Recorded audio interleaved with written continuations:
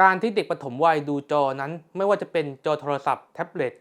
จะสามารถเปลี่ยนทำให้เด็กปฐมวัยนั้นกลายเป็นเด็กที่เป็นออทิสติกได้จริงไหมคลิปนี้มีคำตอบสวัสดีครับทุกคนก็สำหรับคลิปในวันนี้เราจะมาพูดถึงเรื่องเกี่ยวกับจอกันเนาะไม่ว่าจะเป็นจอโทรศัพท์หรือว่าจอแท็บเล็ตก็ตามว่ามันสามารถเปลี่ยนทำให้เด็กที่เป็นเด็กปกติทั่วๆไปเวลาดูจอแล้วจะกลายเป็นเด็กที่เป็นออทิสติกได้จริงไหมเนาะ ก็อันนี้เป็นหนึ่งในคำถามที่พ่อแม่ผู้ปกครองหลายๆคนเขาก็ได้สอบถามผมเข้ามาโดยเฉพาะในช่วงเด็กที่เป็นเด็กเล็กนี่แหละหรือที่เราเรียกว่าเด็กปฐมวัยก็คือช่วง0-6ปีก็หลายๆคนก็ได้สอบถามเข้ามาว่าการที่ลูกของเขาดูจอแล้วเนี่ยมันจะเปลี่ยนทำให้ลูกของเขาจากเด็กที่เป็นเด็กปกติทั่วไปกลายเป็นเด็กที่เป็นออทิสติกได้จริงไหมนะเพราะว่ามันก็มีความเชื่อหรือมีข้อมูลบางที่ที่เขาได้บอกมาว่าการที่เด็กเล็กเนี่ยดูจอจะทำให้เด็กกลุ่มนี้เนี่ยเปลี่ยนเป็นเด็กที่เป็นออทิสติกเขาก็เลยสอบถามผมเข้ามาเนาะก็ด้วยความที่พ่อแม่ผู้ปกครองหลายๆคนก็คงเป็นห่วงลูกหลานเนาะก็ไม่ใช่เรื่องแปลกอะไรที่เขาได้สอบถามเรื่องนี้เข้ามาเพราะฉะนั้นผมจึงจะมาอัดคลิปในการพูดคุยเรื่องนี้และอธิบายเรื่องนี้กันครับว่าแท้จริงแล้วเนี่ยมันสามารถเปลี่ยนได้ไหมนะการที่เด็กดูจอเนี่ยเปลี่ยนเป็นออทิสติกได้ไหมแล้วก็ออทิสติกเนี่ยคืออะไรเนาะแล้วก็มันจะมีพฤติกรรมอะไรบางอย่างที่คล้ายๆกับออทิสติกที่ภาษาชาวบ้านเราเรียกว่าออทิสติกเทียมเดี๋ยวเราจะมาอธิบายกันในคลิปนี้ด้วยว่ามันคืออะไรครับนะสำหรับคำตอบที่หลายคนสงสัยกันว่าการที่เด็กดูจอนั้นจะเปลี่ยนทำให้เด็กปกติทั่วไปกลายเป็นเด็กที่เป็นออทิสติกได้จริงไหมคำตอบก็คือไม่จริงครับนะอันนี้ก็เป็นข้อมูลที่ผมได้ศึกษามาเนาะแล้วก็เราก็อยู่ค่อนข้างจะเป็นสายเกี่ยวกับพัฒนาการเด็กอยู่แล้วแล้วก็ผมก็จบหลายอย่างมาแล้วก็เรียนจบด้านพัฒนาการเด็กเนาะจิตวิทยาพัฒนาการนะครับแล้วก็เรียนจบทางด้านเกี่ยวกับการศึกษาพิเศษและการดูแลมาด้วยแล้วก็เป็นข้อมูลที่ผมเคยพูดคุยกับแพทย์มาด้วยเนาะไม่ว่าจะเป็นจิตแพทย์เด็กและวัยรุ่นแล้วก็รวมถึงแพทย์พัฒนาการมาด้วยก็ข้อมูลทั้งหมดตรงกันครับว่าเด็กปกติทั่วไปนั้นหากดูจอจะทำให้เด็กปกติทั่วไปเปลี่ยนเป็นเด็กออทิสติกไม่ได้ครับเพราะออทิสติกนั้นเป็นเรื่องเกี่ยวกับความผิดปกติของระบบประสาทและสมองและสารสื่อประสาทในสมองซึ่งมันจะเป็นตั้งแต่กำเนิดหรือเป็นตั้งแต่แรกแหละว่าง่ายๆนะคือถ้าเป็นออทิสติกก็จะเป็นเลยแต่ถ้าไม่เป็นก็คือไม่เป็น แต่ว่าการดูจอจะสามารถทำให้เด็กเนี่ยสามารถมีพฤติกรรมคล้ายเด็กที่เป็นออทิสติกได้ก็คือเด็กปกติทั่วไปมีพฤติกรรมคล้ายเป็นออทิสติกได้นั่นเองไหนๆก็ไหนๆนะเดี๋ยวเราจะมาเจาะลึกรายละเอียดทีละเรื่องกันครับเดี๋ยวก่อนอื่นเราไปทำความเข้าใจกันก่อนครับว่าออทิสติกคืออะไรครับสำหรับคำว่าออทิสติกนั้นหรือที่เราเรียกว่า Autism Spectrum Disorder หรือ ASD โดยคำว่าออทิสติกนั้นมีรากศัพท์มาจากภาษากรีกคือคำว่า auto หรือคำว่า self ในภาษาอังกฤษ ซึ่งหมายความว่าคนกลุ่มนี้จะมีการแยกตัวอยู่ตามลำพังในโลกของตัวเองเปรียบเสมือนกับมีกำแพงใสหรือมีกระจกเงามากั้นบุคคลนี้ออกจากสังคมรอบข้างตามเกณฑ์ที่ปัจจุบันจิตแพทย์ใช้ในการวินิจฉัยนั้นเราจะเรียกว่าใช้เกณฑ์จากคู่มือวินิจฉัยโรคทางจิตเวชที่เรียกว่า DSM-5 ซึ่งตามคู่มือนั้นได้ระบุว่าออทิสติกนั้นแบ่งออกเป็นทั้งหมด3ระดับได้แก่ 1. กลุ่มออทิสติกระดับอาการเล็กน้อยสำหรับคนกลุ่มนี้นั้นอาจจะเรียกอีกอย่างหนึ่งได้ว่า High Functioning Autism ซึ่งคนกลุ่มนี้นั้นมีอาการเพียงแค่เล็กน้อยสำหรับคนกลุ่มนี้นั้นมีความน่าสนใจตรงที่ว่าบางคนอาจจะมีความสามารถบางอย่างแอบแฝงอยู่และทำให้หลายๆคนมองข้ามคนกลุ่มนี้ไปเพราะอาการไม่เห็นชัดเจนก้ำกึ่งกับคนทั่วไปในบางครั้งอาจจะมองไม่เห็นได้ชัดเจนหรืออาจจะไม่เชื่อว่าเป็นออทิสติกด้วยซ้ำเพราะอาการที่เห็นอาจจะดูไม่ชัดเจนเพราะคนกลุ่มนี้นั้นสามารถเรียนหนังสือได้ทำงานได้เพียงแค่จะติดขัดในเรื่องของความไม่ยืดหยุ่นและทักษะสังคมได้ซึ่งหลายๆคนอาจจะมองได้ว่าคนกลุ่มนี้นั้นอาจจะเป็นคนที่มีนิสัยที่เป็นลักษณะแบบของเขามากกว่าที่จะมองว่าเป็นออทิสติกด้วยซ้ำ 2. กลุ่มออทิสติกระดับอาการปานกลางสำหรับคนกลุ่มนี้นั้นภาพรวมจะเห็นได้ชัดเจนและรุนแรงกว่ากลุ่มระดับอาการเล็กน้อยแต่ว่ายังสามารถใช้ชีวิตร่วมกับคนอื่นได้ยังสามารถเรียนร่วมได้แต่เพียงแค่ต้องการความช่วยเหลือเพิ่มเติมเป็นพิเศษในห้องเรียนหากได้รับการช่วยเหลือก็สามารถเรียนหนังสือได้อาจจะเรียนจนทั้งจบปริญญาตรีได้โดยให้เขาเรียนในสาขาที่เขาชอบและอาจจะช่วยในการบอกและช่วยเหลือในเรื่องของแนวข้อสอบเพื่อใช้ในการช่วยเหลือในการทำให้เขาสามารถเรียนจบได้ 3. กลุ่มออทิสติกระดับอาการรุนแรงสำหรับคนกลุ่มนี้นั้นจะมีลักษณะอาการของออทิสติกที่ชัดเจนมีพัฒนาการที่ล่าช้าอย่างชัดเจนในทางทฤษฎีนั้นสามารถพัฒนาได้จนกระทั่งเต็มที่ในการช่วยเหลือในการใช้ชีวิตประจำวันโดยคนกลุ่มนี้นั้นอาจจะมีพัฒนาการหลายด้านที่ล่าช้าอย่างชัดเจนเช่น อาจจะมีพัฒนาการด้านสติปัญญาร่วมด้วยที่ล่าช้าซึ่งก็จะต้องมีคนที่ดูแลประกบด้วยตลอดอาจจะมีพฤติกรรมอะไรที่ซ้ำๆอย่างรุนแรงและควบคุมตัวเองไม่ได้และมีปัญหาเรื่องการสื่อสารได้ในหลายๆคนทั้งนี้ออทิสติกในแต่ละประเภทก็จะมีระดับอาการที่แตกต่างกันออกไปในแต่ละคนเช่นกลุ่มออทิสติกระดับอาการเล็กน้อยถึงแม้ว่าจะเป็นกลุ่มเดียวกันก็ตามแต่ว่าแต่ละคนก็จะมีอาการที่ไม่เหมือนกันอยู่ดีสำหรับอาการความผิดปกติของกลุ่ม Autism Spectrum Disorder นั้นหรือที่เราเรียกว่าออทิสติกจะแบ่งออกเป็นทั้งหมด2ด้านใหญ่ๆ1ปัญหาด้านพฤติกรรมสำหรับปัญหาด้านพฤติกรรมนั้นก็จะเป็นคนที่มีพฤติกรรมที่ไม่ยืดหยุ่นมีพฤติกรรมทำอะไรซ้ำๆจะยึดติดอะไรอยู่แค่บางอย่างฝืนใจหรือขัดใจอะไรไม่ค่อยได้ถ้าชอบอะไรก็จะสนใจหมกมุ่นอยู่แต่เรื่องนั้นดูเป็นคนใช้ตัวเองเป็นจุดศูนย์กลางในบางด้านคุยแต่เรื่องที่ตัวเองสนใจชอบมีวิธีคิดแบบหุ่นยนต์คือจะมองโลกเป็นแค่ขาวดำถูกผิดชอบคิดเข้าใจอะไรเป็นไปตามคำสั่งและมองทุกอย่างตามความเป็นจริงตามข้อเท็จจริงหรือที่เราเรียกว่าตามแฟกต์เป็นต้น2ด้านการสื่อสารทางสังคมสำหรับด้านการสื่อสารทางสังคมนั้นก็อาจจะมีความผิดปกติในด้านการสื่อสารอย่างชัดเจนเช่นไม่สบตาพูดได้ล่าช้ากว่าวัยพูดตอบโต้โดยที่ไม่รู้ความหมายพูดเป็นประโยคไม่ได้หรือพูดได้แต่สั้นๆบอกความต้องการตัวเองไม่ได้พูดแต่ภาษาที่ตัวเองเข้าใจพูดภาษาต่างดาวพูดคุยคนเดียวกับเพื่อนในอุดมคติพูดแต่เรื่องที่ตัวเองสนใจพูดไม่ชัดใช้ภาษาที่เป็นทางการหรือว่าต้องพูดตรงๆพูดภาษาเสียงโมโนโทนเป็นต้น3ด้านปฏิสัมพันธ์ทางสังคมและทักษะสังคมสำหรับด้านนี้นั้นจะมีปัญหาเรื่องเกี่ยวกับทักษะสังคมในทุกด้านเช่นชอบอยู่คนเดียวอยู่ร่วมกับผู้อื่นไม่เป็นไม่สามารถเรียนรู้สิ่งที่คนทั่วไปสามารถเรียนรู้เองได้หรือที่เราเรียกว่าเขาไม่มี common sense ทางสังคม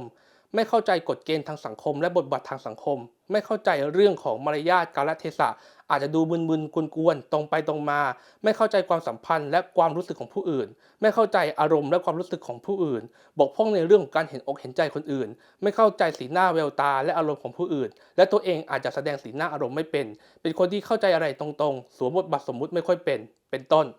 นอกจากนี้แล้วออทิสติกอาจจะยังมีปัญหาด้านอื่นๆได้ในออทิสติกบางคนเช่นปัญหาด้านประสาทสัมผัสหรือที่เราเรียกว่า sensory processing disorder โดยจะมีปัญหาเกี่ยวกับประสาทสัมผัสหลักๆทั้ง5ด้านที่อาจจะไวหรือช้ากว่าคนปกติหรืออาจจะเป็นเพียงแค่ด้านใดด้านหนึ่งก็ได้เช่นคนที่ประสาทสัมผัสช้ากว่าปกติอาจจะมีความรู้สึกว่าไม่เจ็บปวดเมื่อได้รับบาดเจ็บเท่าคนปกติหรือว่ารับรู้เสียงที่เบาเกินกว่าที่คนปกติทั่วๆไปจะได้ยินแต่ทั้งนี้ก็ต้องการได้ยินปกติด้วยหรือคนที่ประสาทสัมผัสไวจนเกินไปอาจจะเกิดการรับรู้ที่ไวกว่าคนปกติเช่นเสียงเบาๆแต่ได้ยินเสียงดังกว่าคนปกติไม่ชอบให้สัมผัสแตะต้องตัวเป็นต้นรวมถึงอาจจะมีปัญหาเรื่องของระบบการทรงตัวการเคลื่อนไหวของกล้ามเนื้อมัดเล็กกล้ามเนื้อมัดใหญ่จึงส่งผลให้อาจจะดูงุ่มง่ามซุ่มซ่ามและอวัยวะต่างๆนั้นอาจจะทำงานได้ไม่สัมพันธ์กันเป็นต้นทั้งนี้ออทิสติกแต่ละคนนั้นจะเป็นลักษณะของสเปกตรัมที่แตกต่างกันออกไปเราอาจจะเรียกได้ว่าออทิสติกแต่ละคนนั้นเป็นลักษณะร้อยคนร้อยแบบถึงแม้ว่าแพทย์จะวินิจฉัยว่าเป็นออทิสติกและเข้าเกณฑ์ออทิสติกเหมือนกันก็ตามแต่ว่าก็ไม่สามารถเปรียบเทียบได้ว่าออทิสติกแต่ละคนนั้นจะเหมือนกันรวมทั้งกลุ่มอาการออทิสติกนั้นปัจจุบันทางการแพทย์ยังไม่สามารถรักษาจนหายขาดได้แต่สามารถดีขึ้นจนทั้งใกล้เคียงคนปกติทั่วไปได้แต่ทั้งนี้ก็ต้องขึ้นอยู่กับระดับของออทิสติกแต่ละคนด้วยครับทีนี้หลังจากที่ทุกท่านได้รู้จักไปแล้วว่าออทิสติกคืออะไรผมจะเชิญชวนให้ทุกท่านมารู้จักกับอีกสิ่งหนึ่งที่หลายๆคนเข้าใจผิดก็คืออาการเปรียบเสมือนคล้ายออทิสติกในเด็กหรือที่เราเรียกว่าออทิสติกเหมือน Life Behavior นะในภาษาอังกฤษเขาใช้คำนี้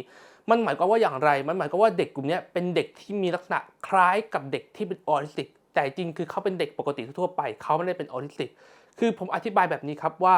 คืออย่างนี้คือในบางครั้งเนี่ยเราจะพบว่ามีเด็กบางคนเนี่ยที่ดูคล้ายกับเด็กที่เป็นออทิสติกนะแต่ว่าเขาไม่ได้เป็นออทิสติกมันเกิดจากที่ว่าเกิดจากการเลี้ยงดูหรือว่าเกิดจากสภาพแวดล้อมที่ไม่เหมาะสมกับพัฒนาการของเขาทำให้เขามีพัฒนาการแบบนั้นผมยกตัวอย่างเช่นการที่เด็กดูจอก็จะทำให้เด็กเนี่ยมีพฤติกรรมคล้ายกับเด็กที่เป็นออทิสติกได้การดูจอเปลี่ยนให้เด็กปกติกลายเป็นเด็กออทิสติกไม่ได้แต่สามารถทำให้เด็กปกติคล้ายกับเด็กที่เป็นออทิสติกได้เช่นเด็กอายุต่ำกว่า2 ขวบไม่ควรดูจอทุกชนิดเพราะอะไรเพราะการดูจอนั้นเป็นการสื่อสารทางเดียวหรือที่เราเรียกว่า one way communication นะก็คือเป็นการสื่อสารทางเดียว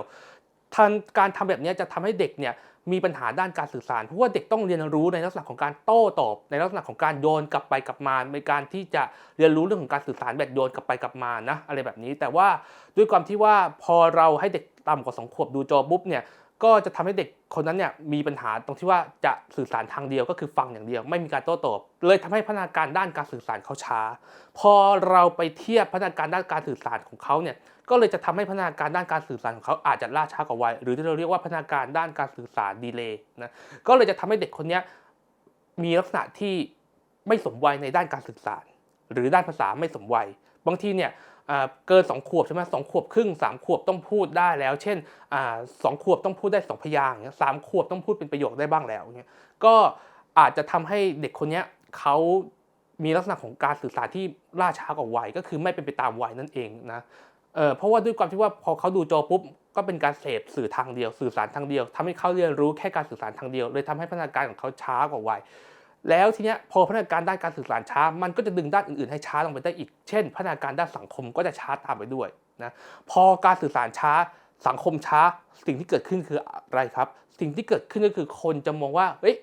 นี่เป็นออทิสติกหรือเปล่าใช่ไหมคำตอบก็คือนั่นแหละก็คือทำให้เด็กคนนี้มีลักษณะที่คล้ายกับเด็กที่เป็นออทิสติกเพราะพัฒนาการที่ล่าช้าของเขาที่เกิดจากการเลี้ยงดูที่ไม่เหมาะสมเนาะแต่เขาไม่ได้เป็นออทิสติกจริงๆคือเขาไม่ได้เป็นออทิสติกตั้งแต่แรกถ้าเป็นก็คือเป็นตั้งแต่แรกแต่เด็กคนนี้เขาไม่ได้เป็นออทิสติกแค่ว่าเขามีพฤติกรรมเหมือนออทิสติกเท่านั้นเองครับนะหรือภาษาชาวบ้านเนี่ยเรียกว่าออทิสติกเทียมนั่นแหละนะแต่ผมไม่ค่อยอยากให้ใช้คำว่าออทิสติกเทียมเท่าไหร่เพราะว่า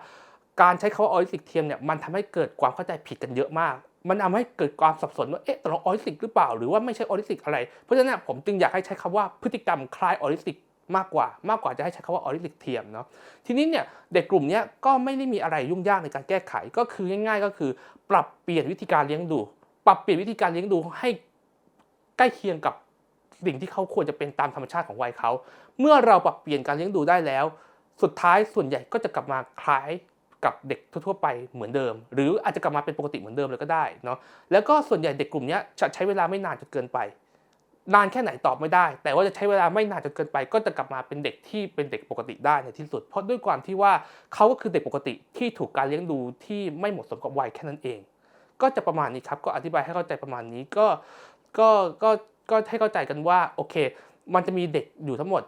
2 ประเภทก็คือประเภทแรกก็คือเด็กที่เป็นออทิสติกจริงๆซึ่งอันนั้นคือเป็นออทิสติกเลยคือเป็นปัญหาด้านเกี่ยวกับระบบประสาทและสมองก็คือเป็นออทิสติกกับเด็กอีกกลุ่มหนึ่งก็คือพัฒนาการคล้ายเด็กที่เป็นออทิสติกที่เกิดจากการเลี้ยงดูที่ไม่เหมาะสมหรือสภาพแวดล้อมไม่เหมาะสมก็เลยทำให้เขามีลักษณะคล้ายกับเด็กที่เป็นออทิสติกครับก็อยากจะให้เข้าใจซึ่งเด็กกลุ่มนี้สุดท้ายกลับมาได้เหมือนเดิมแต่เด็กที่เป็นออทิสติกก็คือเป็นแล้วเป็นเลยนะออทิสติกเป็นโรคที่ไม่หายขาดทางพัฒนาการเนาะเพราะฉะนั้นเนี่ยออทิสติกถ้าเป็นแล้วเป็นเลยแต่สามารถพัฒนาและดีขึ้นได้แต่ไม่ว่าอย่างไรก็ตามนะไม่ว่าเราจะพบว่าเด็กคนนี้มีความผิดปกติหรืออะไรยังไงหรือเรารู้สึกเอะใจหรืออะไรก็แล้วแต่ที่มันแปลกกว่าเด็กทั่วไปเราก็สามารถไปพบแพทย์พัฒนาการได้เลยนะครับเราสามารถไปพบนักวิชาชีพได้เลยเพื่อที่จะรีบกระตุ้นพัฒนาการให้เร็วที่สุดไม่ว่าจะเป็นเด็กที่เสี่ยงเป็นออทิสติกหรือว่าเด็กที่มีพฤติกรรมคล้ายออทิสติกก็สามารถที่จะเข้าสู่กระบวนการรักษาได้อย่างรวดเร็วนะแล้วก็รีบเข้าสู่กระบวนการรักษาเพื่อที่จะทำให้เขากลับมาใกล้เคียงเขาเรียกว่าใกล้เคียงความสมวัยของเขาให้ได้มากที่สุดครั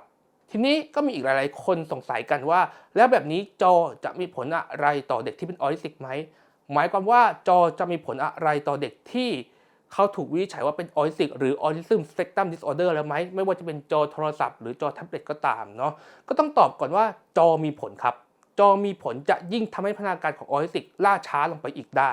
คืออธิบายแบบนี้ว่าจอไม่ใช่สาเหตุที่ทำให้เด็กคนนั้นเป็นออทิสติกแต่จอจะทำให้พัฒนาการของออทิสติกที่ล่าช้ากว่าวัยอยู่แล้วยิ่งล่าช้าลงไปอีกได้ครั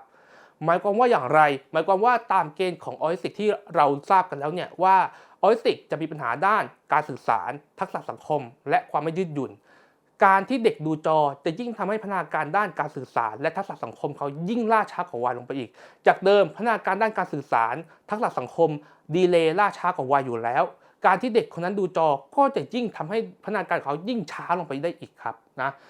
ะเพราะฉะนั้นเนี่ยการดูจอเนี่ยไม่ได้ช่วยทำให้พัฒนาอะไรได้ขนาดนั้นเลยเนาะแต่ว่ามันจะยิ่งทำให้พัฒนาการของออทิสติกนั้นยิ่งล่าช้าลงไปอีกเพราะฉะนั้นการกระตุ้นพัฒนาการของออทิสติกควรจะเป็นในสิ่งที่นักวิชาชีพเขาแนะนำหรือออกแบบไว้แล้วแบบนั้นจะดีกว่ากันครับนะเช่นการพัฒนาทักษะสังคมก็เกิดจากการทักษะสังคมในชีวิตจริงในการพัฒนาในนั้นนะไม่ใช่การที่พัฒนาในจออะไรแบบนี้เนาะ แต่ทั้งนี้ทั้งนั้นเนี่ยโดยภาพรวมของจอเนี่ยผมต้องพูดก่อนว่ามันมีเกณฑ์อายุของมันเข้ามาเกี่ยวไม่ใช่ว่าเด็กทุกวัยจะดูจอไม่ได้หมดเลยอย่างเช่นเด็กต่ำกว่า2ปีไม่ควรดูจอทุกชนิดเพราะเป็นเรื่องของพัฒนาการด้านการสื่อสารของเขาแต่เด็กบางวัยเนี่ยก็สามารถดูจอได้เช่นถ้าโตขึ้นมาหน่อย5 ขวบ6 ขวบก็สามารถดูจอได้เหมือนกันแต่จะมีเวลาที่เหมาะสมของเขาอีกทีครับที่ว่าจะมีเวลาที่สามารถดูได้ว่าควรดูได้นานเท่าไหร่อะไรแบบนี้อีกทีหนึ่งเนาะแล้วก็ไม่ควรจะดูจอลำพังด้วยควรจะดูโดยมีผู้ใหญ่ดูแลกำกับเพราะว่าจะช่วยในการกระตุ้นในการสื่อสารเขาในตัวและจะเป็นเรื่องของที่ว่าเป็นการคัดกรองคอนเทนต์ด้วยเพราะว่าต้องยอมรับตามความเป็นจริงว่าปัจจุบันนี้คอนเทนต์ที่ไม่เหมาะสมเนี่ยมีค่อนข้างที่จะเยอะที่ไม่เหมาะสมกับเด็กตามวัยเนาะเพราะฉะนั้นเนี่ยการที่มีผู้ใหญ่คัดกรองด้วยอีกคนหนึ่งก็จะช่วยทำให้เราก็จะสบายใจขึ้นเนาะทั้งเรื่องของสื่อที่ดูว่าเหมาะสมไหมและเรื่องของพัฒนาการของเด็กด้วยครับทีนี้เนี่ยผมขอปิดท้ายด้วยข้อคิดหนึ่งจากแพทย์ท่านหนึ่งแล้วกันนะแพทย์ท่านนี้ได้บอกกับผมว่าการที่เด็กดูจอหรือว่าการที่เด็กได้รับการเลี้ยงดูที่ไม่เหมาะสมจนกระทั่งมีพฤติกรรมคล้ายกับเด็กที่เป็นออทิสติกนั้นเนี่ยไม่ใช่เรื่องที่ดีทางการแพทย์เลยเพราะอะไรกันเพราะเด็กบางคนที่มีพฤติกรรมคล้ายกับเด็กที่เป็นออทิสติกก็คล้ายออทิสติกจริงๆก็แทบจะเหมือนออทิสติกเลยทำให้การที่จะช่วยเหลือหรือการที่จะวินิจฉัยเนี่ยค่อนข้างจะยากเพราะเด็กบางคนเนี่ยก็คล้ายเด็กออทิสติกมากทั้งที่เป็นลักษณะของเด็กที่มีความคล้ายออทิสติกเฉยๆแต่เขาไม่ได้เป็นออทิสติกแต่ด้วยความที่ว่ามันเหมือนออทิสติกมากก็ทำให้การวินิจฉัยเนี่ยค่อนข้างที่จะยากเนาะแล้วก็การที่ทำแบบนั้นเนี่ยก็เป็นการที่ไม่เกิดประโยชน์อะไรกับใครเลยเพราะว่าในทางพัฒนาการเด็กก็เสียเรื่องของพัฒนาการที่ควรจะเป็นตามอายุไปตามวัยอะครับนะเด็กก็สูญเสียพัฒนาการที่ควรจะเป็นตามวัยแทนที่เด็กจะสมวัยก็กลายเป็นพัฒนาการล่าช้าดีเลย์กว่าวัยไปไม่ใช่เรื่องที่ดีและในทางด้านการแพทย์ก็ถือว่าไม่ใช่เรื่องที่ดีเพราะต้องสูญเสียบุคลากรทางการแพทย์โดยไม่จำเป็นแทนที่เราจะระดมบุคลากรทางการแพทย์ไปช่วยเหลือเด็กที่เป็นออทิสติกจริงๆหรือเด็กที่เป็นกลุ่มเด็กพิเศษหรือกลุ่มที่มีปัญหาทางด้านเกี่ยวกับโรคทางเกี่ยวกับสมองหรือทางประสาทอื่นๆอะไรแบบนี้แทนที่เราจะระดมทางการแพทย์บุคลากรทางการแพทย์ไปช่วยเหลือเด็กกลุ่มนั้นอย่างเต็มที่เรากลับต้องเสียเวลาหรือว่าเราต้องเสียทรัพยากรบางส่วนมาช่วยเหลือเด็กที่มีพฤติกรรมคล้ายออทิสติกทั้งที่จริงๆไม่จำเป็นต้องเป็นแบบนั้นเลยแต่เป็นเพราะการเลี้ยงดูทำให้เขาเป็นแบบนั้นอะไรแบบนี้เนาะอันนี้คือมุมมองของทางการแพทย์และอีกมุมมองนึงคือมุมมองของผู้ปกครองเองผู้ปกครองเองก็จะต้องเสียเงินเสียเวลาโดยที่ไม่จำเป็นเช่นเดียวกันเพราะว่าอะไรเพราะถ้าเลี้ยงดูเขาให้เหมาะสมตามพัฒนาการตั้งแต่แรกเขาก็เป็นเด็กที่สมวัยแล้วก็ไม่ต้องมากระตุ้นพัฒนาการแต่พอเขามีพฤติกรรมคล้ายกับเด็กที่เป็นออทิสติกที่เกิดจากการเลี้ยงดูไม่เหมาะสมเราก็ต้องเสียเวลาเสียเงินทองมากระตุ้นพัฒนาการมารักษาเขาโดยที่ไม่จำเป็นอีกเพราะฉะนั้นมุมของผู้ปกครองมุมของทางการแพทย์ไม่มีใครที่ได้ประโยชน์นะครับหรือมุมของนักวิชาชีพก็ไม่มีใครได้ประโยชน์เพราะว่านักกิจกรรมบำบัดเขาก็ต้องมาบำบัดเด็กกลุ่มที่พฤติกรรมคล้ายออทิสติกทั้งที่เด็กกลุ่มนี้เนี่ยไม่จำเป็นจะต้องบำบัดก็ได้เพราะว่าเขาเป็นเด็กปกติแต่เพราะการเลี้ยงดูเลยทำให้เขาเป็นแบบนั้นนะอะไรแบบนี้ก็อันนี้ก็เป็นข้อคิดสุดท้ายที่ผมอยากจะฝากบอกเอาไว้ครับนะว่าการที่เด็กคนหนึ่งมีพฤติกรรมคล้ายเด็กที่เป็นออทิสติกนั้นไม่ใช่เรื่องที่ดีแค่นั้นเองนะเพราะฉะนั้นเรามาช่วยกันส่งเสริมการเลี้ยงดูบุตรหลานหรือการเลี้ยงดูน้องๆนะครับที่เป็นเด็กปฐมวัยหรือว่าเด็กทุกๆคนให้เขามีความสมบูรณ์และมีความเหมาะสมและมีพัฒนาการที่สมวัยกันเถิดครับเพราะมันจะเป็นประโยชน์ต่อทั้งตัวเขาและเป็นประโยชน์ต่อทุกๆคนนี่คือแนวคิดดีๆจากพี่สุรเชษฐ์หวังว่าคลิปนี้จะมีประโยชน์กับทุกท่านนะครับขอบคุณครับ